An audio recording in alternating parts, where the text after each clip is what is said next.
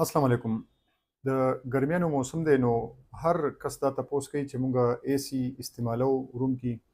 نو آیا ماشوم د پاره مونږ اے سی یوز کولی شو که نه شو، یا ماشوم د پاره به مونږ اے سی نشو استعمالولی؟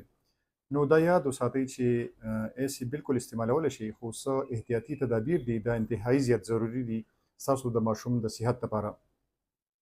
اول خو دا دی چې ماشوم به د اے سی هوا چې کوم ډایرکټ ځي، نو ماشوم به هغې ته ډایرکټ نه اچوئ. د هغې لږ کمپلیکیشنز کیدلی شي، پیچیدګیانې کیدلی شي. دویم نمبر باندې دا دی چې د اے سی ټمپریچر به ډېر کم نه ساتئ. کوشش کوئ چې ستاسو د روم ټمپریچر یا د اے سی ټمپریچر چې کوم دی نو د 20 نه واله د 22 پورې د دې نه کم مه ساتئ. کله کله بعضې خلک لږ سیوا هم وي، خو د 20 نه 22 پورې برابر وي. په دریم نمبر باندې دا دی چې چونکې ماشوم د بار چې موږ وایو چې ډېر کم ټمپریچر به نه ساتي، د هغې وجه دا دی چې ماشومان سپیشلی چې ډېر واړه ماشومان وي، د هغې باډي هغه میکانیزم کم کې چې موږ ټمپریچر ریګولیشن ورته وایو هغه ډېر پراپر نشي کولی.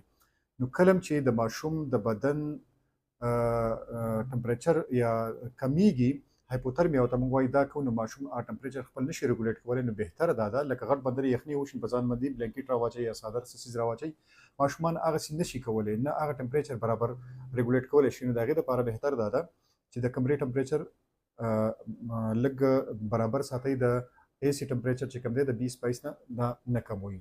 دریم نمبر باندې دا ده چې چونکې په اے سی یا د کم یخ ماحول کې چې کوم دی نو نمي ډېره زیاته کمه وي، نو که وړوکی ماشوم وي بهتره خو دا ده چې په کمره کې چې کوم هیومیډیفایر ورته وایي چې هغه د استعمال شوي، که هغه نه وي نو که لږ لوی ماشوم وي نو هغې ته بار بار اوبه ورکوئ، او که ډېر وړوکی نو هغې ته بار بار فیډ ورکوئ چې د هغه هایډریشن برابر وي، په بدن کې د اوبو هغه نظام برابر وي، اوبو کمی پکې نه راځي پکې. بل د ټول نه غټه خبره دا ده چې کله هم تاسو ماشوم په داسې انوایرمنټ کې ساتئ او د هغې نه بهر کوئ، لکه بهر وځي نو ماشوم به تاسو ته مخکې وایي چې هغه هیټ ریګولیشن ماشوم نشي کولی، په بدن کې هغه شانته کې طاقت نه وي.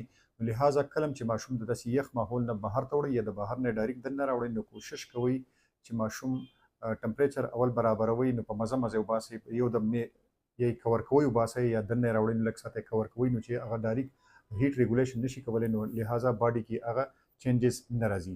د دې څیزونو ډېر احتیاط کوئ.